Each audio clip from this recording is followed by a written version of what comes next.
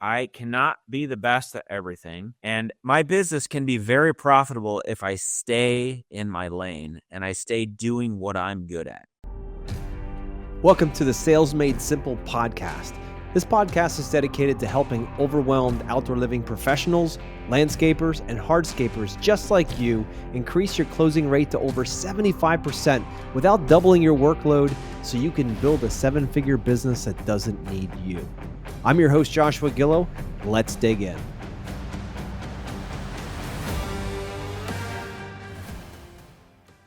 Hello, everybody.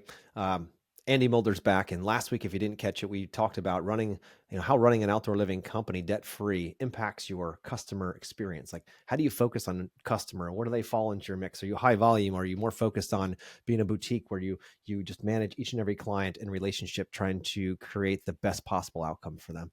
So that was last week. If you didn't hear it, go back and listen. Now, Andy's back with us again. Welcome back, Andy. Thanks for having me back. Absolutely. So this is our last conversation for this round, at least.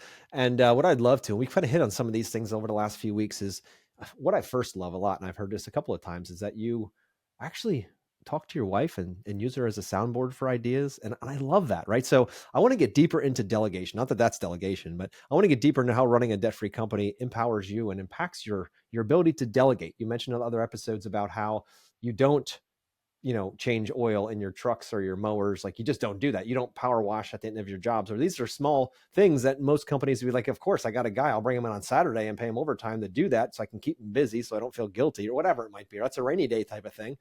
But I'd love to dig deeper into your philosophy around delegation, especially running a design build company, a successful one that's debt-free. Let's just jump right into it. So Andy, tell us a bit more about how you delegate, what your thoughts are on that, and where that comes from. The first time I started hearing about running your company in a way where you do what you're good at, right? I am a landscaper. This is what I always say to myself. I'm a landscaper. I'm good at landscaping. I make money landscaping. I need to do that. That's my time is best spent doing that. I heard that on the Dave Ramsey show years ago. He talked about staying in your lane, and somebody had called in, and it was a business question, or he was talking. There was also a book, I think it's Thou Shalt Prosper. And he was I just remember something about that. And he was talking about about doing the reason that I can't remember if it was a certain type of people, whatever. I don't know. I've never read the full book, but anyways, that Thou Shalt Prosper book. But anyways, he talked about how the reason that these people were so successful is because they did what they are good at, and they hire people to do what they're not good at. It actually is opposite of how I was raised. My dad owned his own trucking company pretty much my entire life. There was years where he didn't. There was years where he drove a garbage truck. But majority of my life, he owned his own trucking company. And usually it was just him, just one truck. There was times when he had two, whatever. But anyways, I watched my dad my whole life working at night and on the weekends fixing his truck for different things. Always working on the truck. Always something wrong. Always something that he could do cheaper or whatever. When I started my company, and maybe before that, I would work on my own stuff. I would change my own oil. I would do brakes. I would, whatever. I can do house projects. I can do that stuff. But as I started the business, and I've been an avid listener to Dave Ramsey my whole life. Well, not my whole life. What am I talking about? Pretty much my whole married life. So 15 years been listening to him. The Entre Leadership Podcast is if anybody is not listening to the Entre Leadership Podcast, you need to go do it. It's phenomenal. But anyways, I started to think about that.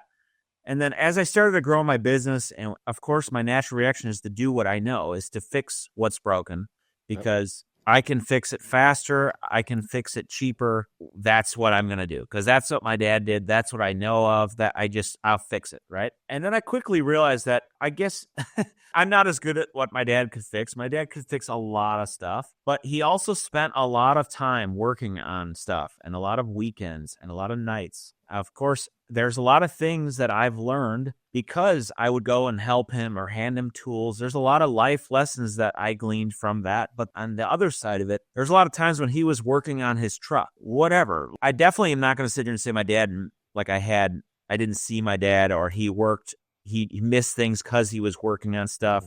I can't say that at all. I'm not going to sit here and say that. But I quickly realized that for me, I only have a certain amount of hours in the day. I have the same amount of hours that everybody else has. And if I spend my time, I have to choose, right? Am I going to spend my time fixing this mower that broke at night, or I broke on this day, and not be home for dinner, or not be there to help put my kids to bed?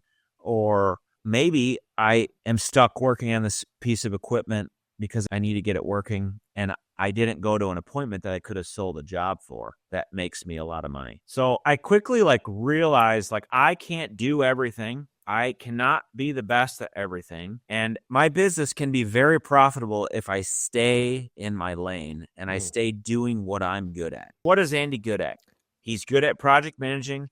He's good at selling jobs. He's good at giving the customer experience. And if he wants to be a good dad and a good husband, he needs to be home after work. I listen to Dave Ramsey. I listen to some of him talk about delegation, him talk about staying in your lane, doing. I also learned that I get very frustrated when I can't. Every time I tried to fix something, I wouldn't get it done as fast as I thought I was going to, and I didn't have what I needed, and I screwed it up more. And it's just and then I ended up taking it to a mechanic anyways.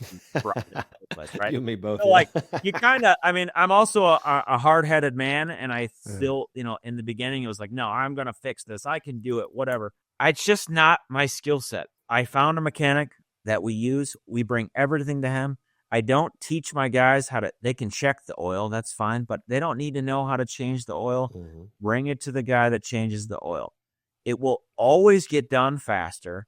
You have somebody to call when it breaks the second time, because if it breaks the second time, the only person you're going to call is your own stupid self for not doing it right the first time, right?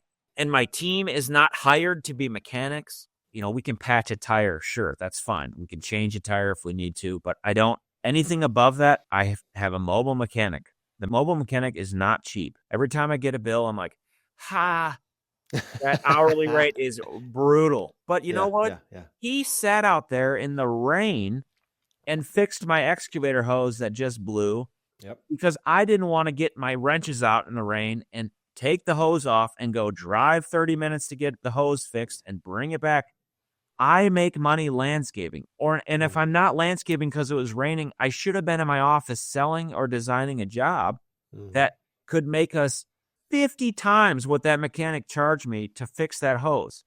So things get done while I'm still doing what I am good at. The second that I stop doing what I'm good at to go try and get sidetracked with this over here, it never gets done faster, and it never is done as good because I am in a hurry. I have too much stuff on my plate, and the last thing I need to do is sit in the rain and change that hydraulic hose because it needs to be done for the next morning when we need to be productive. You know what I mean? Yep. 100%, dude. And there was a time 2 years ago when I called my mobile mechanic. My excavator needed an oil change really bad. And he came out, and it was in the pouring rain. And I remember, I sat there in my truck, and I'm like, oh, man, I feel bad. He should be in the rain. I'm like, screw that. It's 4:30, and I'm going to go home and have dinner with my family while he does what he's good at. And that's what I did. And it was sometimes it's not a financial thing. Sometimes it may cost me more money, but in business, you have to understand that it may cost you more money, but you may have been able to be home for dinner that night, or go to your kid's soccer game, or bring your kid to Awana at church, or help your wife out because she couldn't go pick up the kids from school. For me, my wife works. And so there's times when we juggle this kid's schedule and what has to go. Oh, yeah. And I need to make good decisions like that because I love my wife and I love my family. And my first responsibility is to them, right? Now, I have a responsibility to provide for my family, but I also need to be smart in a way that allows me to be a good husband and a good dad and also provide for my family. And so if you want to work on your own stuff, that's fine. Then you need to sacrifice somewhere else because you can't sacrifice your family time and you can't sacrifice your marriage because you have to stay every single night of the week at the shop to work on your stupid equipment. Your wife doesn't care. She doesn't care about your equipment. Get a mechanic and fix it. And if you can't get your money right and get your budget right and get your pricing right to be able to afford to do that, then you're doing it wrong from the beginning. You need to go back farther in the process. I don't, as much as I can, when it makes sense, I don't go and get my own materials from the supplier. I pay the delivery fee every freaking time. The other day, I paid for one pallet of flagstone on a truck with a Moffett or whatever. I paid them like $250 to bring me this pallet. Yep. Because I didn't want to, if I leave, or I always say me, but it's also my team, right? My guys make us money when they are producing landscaping. They don't make money when they're getting material from the supplier. Yep. I don't care. I've had them bring me 2 plants before in the box truck because I don't want to drive or send somebody there with a pickup to go pick it up. They could stop at the gas station. They could get pulled over. They could get in an accident. They're not producing on the job site. It's a double whammy. You think you're saving $150 on yours, or $100, or by us it could be as low as 50 or as much as $250 for a delivery charge, where depending on the radius of where we're at, right? Mm-hmm. Every time it's cheaper to pay the delivery fee. I don't care if every delivery fee was $250. Yep.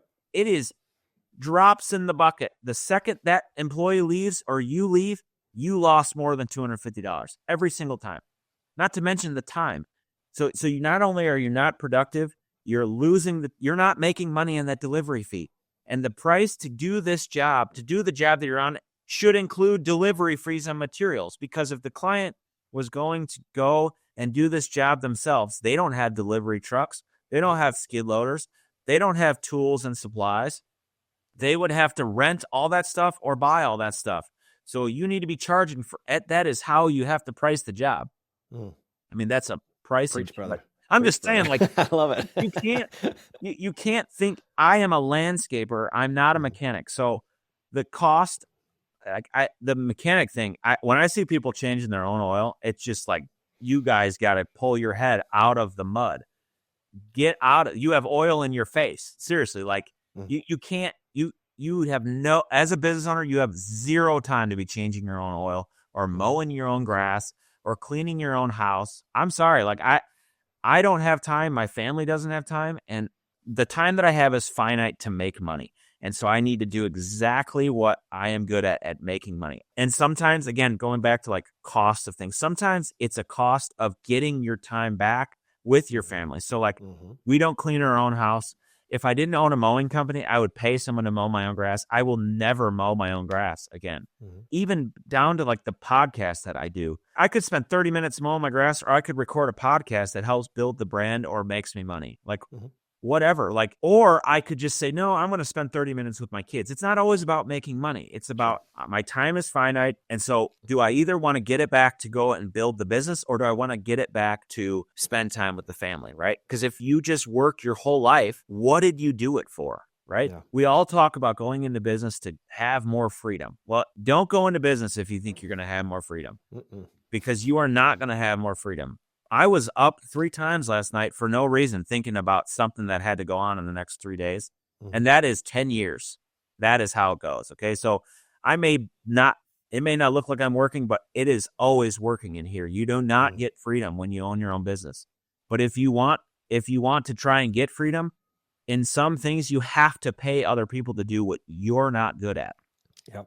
Like, and that goes back to the office man. Like once I hired an office manager, it was like, oh man, like I'm doing this fine without an office manager. I can answer the phone. I can do all these things.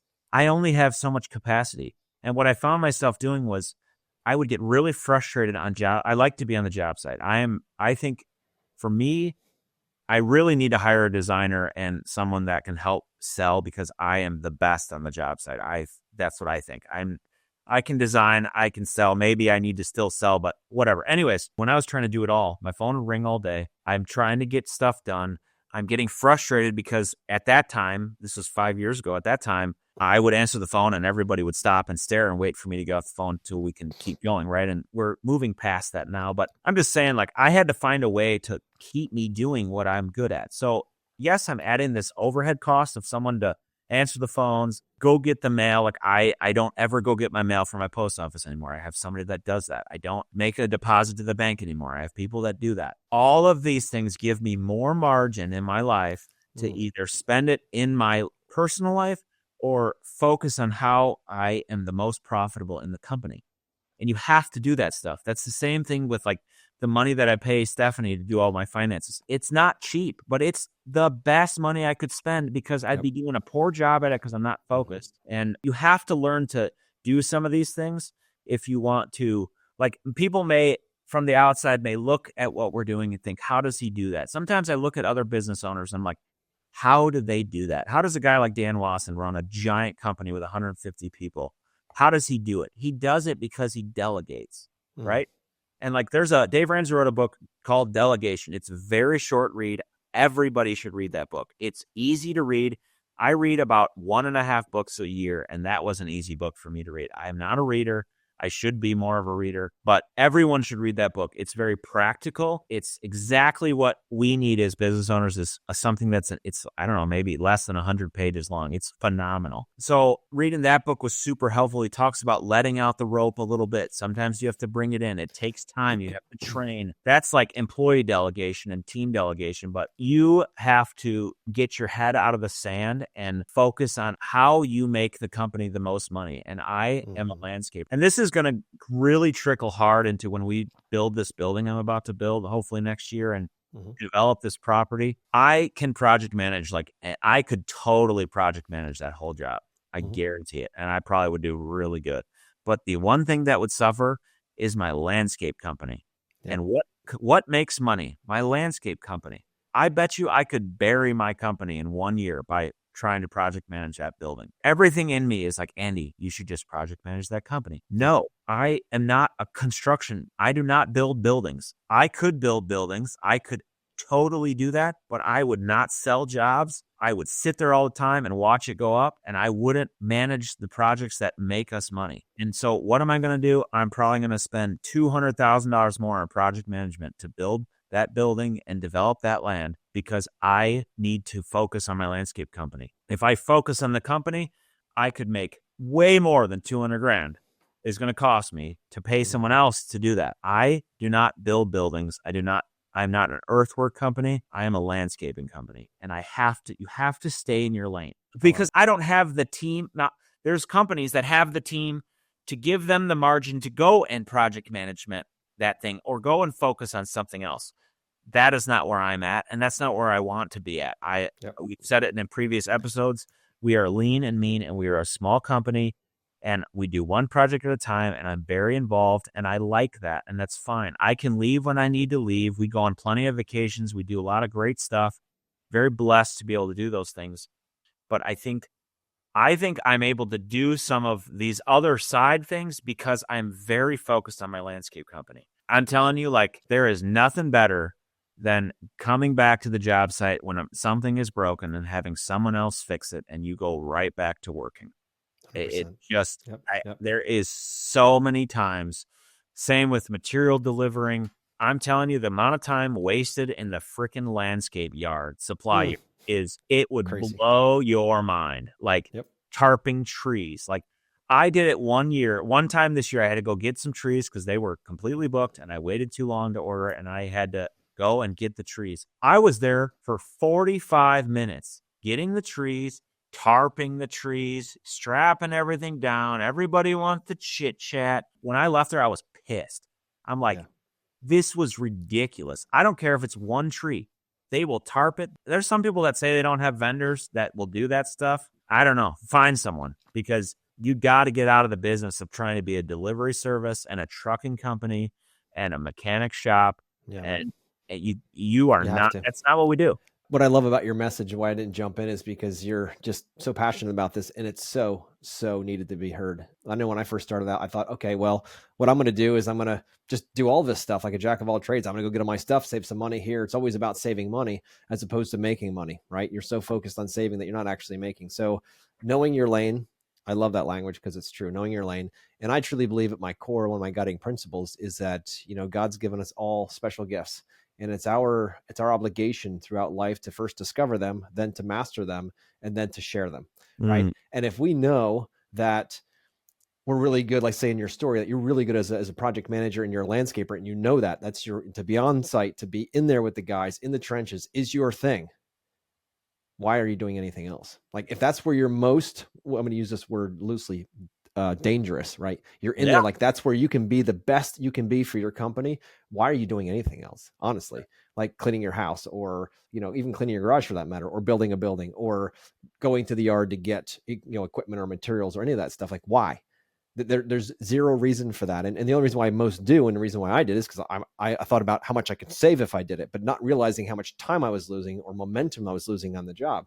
Right. It was this constant push and pull. But then when I got the bill, I'm like, oh, I could have done that for, it cost me what, $30 for fuel back and forth. You never think of the time. Time just doesn't matter. Like 30 versus But 250, man, 250 is more. it matters so much. Oh I my, know it's huge. it Right. is. But And once you get in your lane, the once you older get I in your get, lane yeah, and you know exactly what you're doing, and you're like, okay, this is who I am and this is who I am not. These are the roles that I play in this company, and these are the roles that I do, we do not, whatever it might be. How fast can I delegate as much of this away so I can stay in those gifts? And those gifts are going to be defined as whatever brings you the most joy and fulfillment consistently. yep, So go through your life and figure out what brings you the most joy and fulfillment on a many day basis, and you're like, okay, now your gifts live somewhere in there. And it sounds to me, and you correct me if I'm wrong, but it sounds to me like for you, that's being out on site and seeing things happen, seeing building happen, earth moving, things happen, like the project growing. Mrs. Jones looking out of the window with a big smile and a tear in her eye because she's been waiting her whole life for this, right? It's like that's what lights you up. So that's where you need to be. Sitting in a truck going to Lowe's picking up a couple of plumbing parts is not that.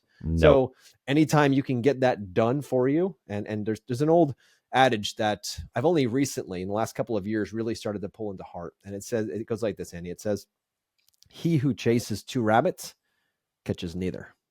And how often do we do that in business where we just start chasing all these rabbits and all these things because we're like, hey, who else is going to do it? I'm the best at this. I'm the best at, like, nobody. And all of a sudden you don't delegate because you think you're the best. And sidebar here, you're probably not. We mentioned in other episodes, you're like, man, I love replacing myself with people that are 10 times better than me. And then I'm watching them go, baby. It's the most life-giving thing. Oh, it's incredible to watch. And you're like, holy crap, they're so much better at this than I. And right. I thought I was the only one that could do it. And now all of a sudden they're doing it. And so go through, I mean, listeners out there, go through your life and think about things that don't bring you joy. Ever since I've met my wife, and we've been married 19 years, going on 20 years this year. When we met, she's like, all right, so once we have a bigger house, I'm going to have cleaners come in and clean the house because I don't like doing that. And I'm kind of like in the beginning, like I grew up in a farm where my mother did all that stuff. Always. For she sure. cleaned the house, all that stuff. So I would never think of bringing somebody like outside of like my family to clean our house. Like, is that for me? I struggle in my heart. I'm like, is it lazy to not just clean your house? I mean, how hard could it be? And then she took it a level further and she's like, I don't like cooking, so we're going to hire someone to cook too. And I'm like, what? I'm like, you know how much all this costs? She's like, you know how much we're losing when we're doing things that we don't want to do. She taught me these things, right? So it's so crazy. To this day, we still have people that do those things. Yeah. And we now have more time to spend with our family one-on-one with the kids and to do things that do light us up. And she's a chiropractor and she spends more time, learning and being with her patients. And it gives us time to be more free. But, oil changes. That's one of the things. I love how you said that because that's one of the first things we delegated when I was with the family company. The first 15 years, I said, there's going to be a day in the near future that we're going to make enough money that when the engine goes bad, we don't have to replace it. When the transmission blows out of the transfer case or the tires or the brakes, like we did all of those things on the farm. Like we learned, like you mentioned your father, learned all of those things. But then I'm like, we spent an entire day with no real ending in mind. We didn't know how long it was going to take to swap that engine out. We figured it was a day. Pretty soon it's a week because you can't get parts. This doesn't work. We had one time we put in a used diesel engine out of a junkyard, put it in, the thing knocked like crazy, took it back out, put another, they gave us it for free. Of course, the new one, right? They replaced it, but then having to spend an entire another day of taking it out, putting another one in, like all this stuff. And I said, the number one thing we're going to do as soon as we can afford it is to hire all this out. Like anything equipment related. I don't care if it's changing tire pressure. I'm like, we're taking it to the shop. They're going to come to us. Like, I don't care what it costs. Equipment the same way. All the maintenance, get it done by somebody else. And that was a big step. Then I'm like, okay, well, I'm not unhappy about that not being on my plate anymore. What else can we delegate? What else can you start asking? Like, what else? What other hats? Oh, it's going to cost money. No, you need to cost Wes Zimmerman over there at Synced Up and get your shit straight in the beginning so you know what you're going to charge for this project. So this is already covered from day one. Know it's going to cost you about 10 grand a year for maintenance. Put it in your budget. And then when you call those guys, you're like, I already got a budget. That's good. We only spent 7. Good. We got 3 grand. Who can we give it to? Exactly. Right. But it's getting ahead of it and not being so like surprised by these things happening, but be ahead of the game and know that it is coming. Correct. And being able to delegate these things. And if you're not in your lane, if it doesn't bring you true joy and fulfillment consistently, not every day, not many things will bring you true joy and consistency every single day, but that'll bring you the most. And you say, okay, how do I stay in that lane? Yep. That's right, man. A personal side to that kind of a thing is when I moved all my business stuff out of my backyard, for years, me and my wife were saying she really wanted to have somewhere that she could see from our kitchen window that the kids could play basketball on. And she said, wouldn't it be cool after you move that stuff out to pour a pad back there or whatever to play basketball on? And so literally 2 weeks after I moved everything out, I found a concrete guy and I said, come over here. I need this size of a pad poured, and I want to put it for a basketball hoop. And he's like, well, do you want to get it ready? Do you want to prep it? Well, you would think like, yeah, I would want to prep it, right? I initially said yes, because like, yeah, we'll just do a Saturday, me and the boys, we'll get it prepped. And I looked at my schedule and my workload and our personal life, commitments. And it's like, this is never going to happen if I say I'm going to prep it, because I do not have time to do this. And I called him back. I said, dude, I don't care what it costs. I need this pad poured and I need you to do it all. And he came and he did it, and I kept working. And we went and had the family stuff on Saturdays when we were going to do it. And we had Dadder Day. Like I have this thing called Dadder Day that we do with our boys, where we'll go and hang out and play at the property or play at the shop or whatever. And they're with me all day. We call it Dadder Day. Anyways.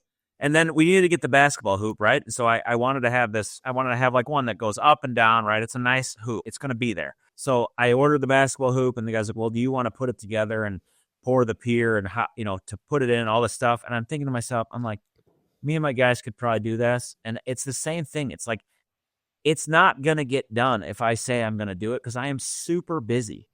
And like, I want to be able to play basketball with the boys. So whatever, it was $350 for them to come and pour this pier and put the hoop up. And 2 weeks later, we're playing basketball out there together. Now, there's things about hard work and teaching, and I'm teaching my boys that. There's other ways that I don't have to do everything to show them what hard work is and what gravity. I don't need to do everything to show them that. I'll show them that in other ways, but like, there's different things in life that it's like, I need to get this done for my family, and I need to still be able to keep producing and making money, but then I also need to be there for my family instead of spending all day doing these other little things. Like, I want to teach my boys how to do this same stuff, the same thing I'm doing. I work super hard. I don't need to prove to someone how hard I work. I know I work hard enough, and they're going to see that, and I'm going to teach them that. But I'm also going to teach them some of these other things about finding something that you love and being really good at that and doing that. And it allows you then to be able to do more and let other people do things that you're not good at. It's a shift in a lot of things that I've been taught. It was always like, do it yourself, do everything yourself. But it's not a bad thing. It's just a different way of living.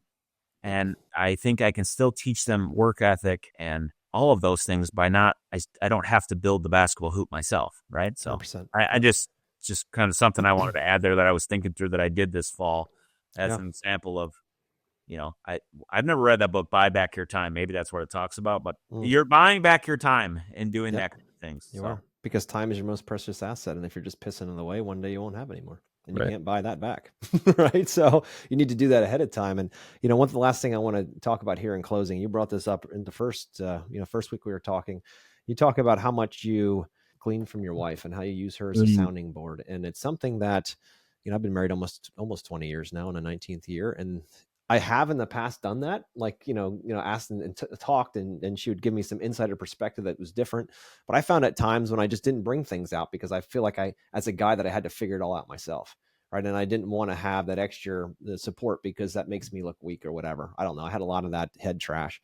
And, over the years, I started realizing that, gentlemen out there listening, you have such an opportunity to be able to speak, and your wife might not understand your business, might not understand what you're going through, but to go on a walk with her, just do whatever you guys do for time together, and to be able to just speak what's in your heart and in your head, and things that are holding you back or things that you're scared about. You'd be surprised by how supportive she's going to be, and how much she's going to be able to give you a perspective. My wife and I, we take a walk every morning, and I talk about stuff. She talks about stuff. And I had to learn as a guy that she's not asking me to fix everything, right? That's one of the big lessons first, because we're wired to be Mr. Fix-It. So when we're walking along and she says something that's going on in her practice, and I'm like, okay, cool. Here's 3 ways you can fix that. And she's like, she gets mad. And I'm like, what are you mad at? Like, I just gave you gold. Like, why would you be mad at?" She goes, "I didn't want you to fix the problem. I just want you to listen." I'm like, "Then why the hell would you ever say something to me? Like, why would you tell me if you didn't want me to fix it?" Because that's how our brains are wired, right? We have to be very aware, gentlemen, that that isn't always what they want. So I've now created a little rule where I'm curious, if I feel like I want to go to Mr. Fix and I say, "Honey, would you like me to fix this problem, or am I here just to listen?" It's And so she's funny. like, Literally, I was gonna say that, and literally I just straight up ask now. "Yeah, Like, is yeah, this somewhere that I'm listening, or somewhere that you would like me to respond? exactly." We Right. literally yesterday had that same. I said that to her. It's so But funny. but as guys, right, we can get really frustrated when they don't listen to us because we can solve their problems quickly, but they don't want it solved. Women are wired differently. But that's where the gold is, though. The gold is the fact that they can hear something that we're telling them and that we can't see a path through, or we're frustrated with, and they may say just such a small detail, or say, "Have you ever thought of it from this perspective? Perhaps this is the opportunity." And man, so many doors have been opened up in my mind and in my life because I've been humble enough. God calls us to be humble, right? To be humble enough to listen and not be like, "Well, I'm the man, you're the woman. What do you know about my business?" Because they have a perspective that we don't have. So I love that you gave your wife credit in the beginning for that in the beginning. And same with me as I'm moving, into our lives and into our not golden years, but we're not even 50 yet. But the point is, to say, are there resources? And that's not delegation per se, but that's an opportunity to see another perspective that already loves you, knows you, wants to see you succeed. Like all of these things, like what perspective do they have on it? So I challenge gentlemen out there, if you have been the guy that's been quiet, or thinking you got to shoulder all this weight yourself, or that you always have to figure everything out, or you're all of that because you're the provider, humble your ass a little bit. Talk to your wife, tell her what's going on in your head, and say, "Look, I don't want you to solve the problem either. I just want somewhere to talk about it." Because, gentlemen, when you finally take some of those big fears out and you finally shine a flashlight on them, it's like going into the closet with a flashlight. You find out there's no monsters there. There's no monsters there at all. It's all with our head and the stories that we create in our own heads. And as business owners, that's magnified by 10x, because now we have the weight of this business on top of our shoulders too. And that's why so many men end up with alcohol and drug abuse problems, because they're trying to find a way out. And if they just start talking about it, start talking about this to their wives, the ones that love them the most, and that aren't going to judge them. Women don't do that. They're much more emotionally intelligent than we are. It's a chance for her to be able to help too. And you'd be really surprised by how that shifts things in your heart and in your marriage. So I appreciate you bringing that up early on. It's been a journey myself as well, and down that category. And I tell you, or down that line. And I tell you that it's been a gigantic blessing to know that I've had such a strong ally by my side the whole time. And I was just too proud to ask. Yeah. Yeah, I can't say enough good things about my wife, and she's a wealth of knowledge, and I very much admire her advice and her thought process, and how she can analyze a situation differently than me and remove the emotion in different ways that I can't. And she's so smart. I mean, there's many times when I would see no solution to a problem, and she'll just say something. I'm like, "Oh, duh!" Like, I never thought of it. Exactly. You're like, did I actually ask that question, and was that answer that simple? And now I feel like an idiot. I couldn't see that. Business ownership is very lonely. And if you're married or whatever, like, you got to unload some of that. And I tell new business owners that have asked me about advice for starting their business, the number one thing first is your spouse better be on board 100% more than you, because you're going to need them more than you think you do. That is something that I can say about my wife. She has been more on board with us doing this than I was in the beginning. And without her, nothing. It could not happen without her support and her guidance and advice. And I've heard Dave Ramsey say he's talked about every time he didn't listen to his wife, it cost him like $10,000 or something. And I can assure you, there's been times when I should have listened and I didn't, and it was not. I should have listened. And so, my heart definitely trusts my wife, and that's what the Bible talks about. She's an incredible woman. So, and anybody out there that you need, exactly what you were saying, Josh, that's the right thing to do, man. So, yeah. Well, I appreciate you, Andy. I appreciate you coming on here and us talking more about delegation here. And I'd love for you to tell the listeners how they can find. I know you've got quite a social following. You do some really amazing stuff. So how can people find you if they want to learn more about you and what you're doing over there? Mulder Outdoors on Instagram, and we have a YouTube channel, Mulder Outdoors. Done some long series on there in the past. I'm trying to do one on building our facility right now. We have a podcast called the Mulder Life Podcast, and that's like a live platform question and answer style podcast that we host on Instagram, and then it gets uploaded on Wednesdays. That usually gets filmed on Mondays live on Instagram. And then I think Facebook is Mulder Outdoors too. So whatever, right? Yeah. Just all Perfect. that stuff. So yeah. I love it. So, Andy, thank you for coming on and spending your most precious asset, your time with us to share what's on your heart. And listeners, I hope you got a lot over the last 4 weeks. I know every time I do a podcast, I learn so much. So people think that it's, it's an opportunity for us to record our conversation that we probably would have had anyway if we just went out to dinner or something like that, and be able to share it with more people. So that's, service and sharing is on our hearts. And this gives us the opportunity. So thanks for continuing to forge forward here on the mission, and to hopefully having lots of value that comes from this. And from our topic today with delegation, if you feel like you can't afford it, the question is, when will you be able to afford it? Right? It's not more money. It's when you finally prioritize your time over someone else's who is much more equipped to do what needs to be done. And when you start that, all of a sudden you start looking for other places it can fit as well. And next thing you know, you have more free time, because we all get 24 hours, no matter if you're, Elon Musk or Andy Mulder. You all have 24 hours, right? And that's just what it is. You choose on how you're going to spend that time, but you don't have to be a jack of all trades, because you will eventually be a master of none. So, Andy, thanks for coming on. And everybody, can't wait to talk to you next week.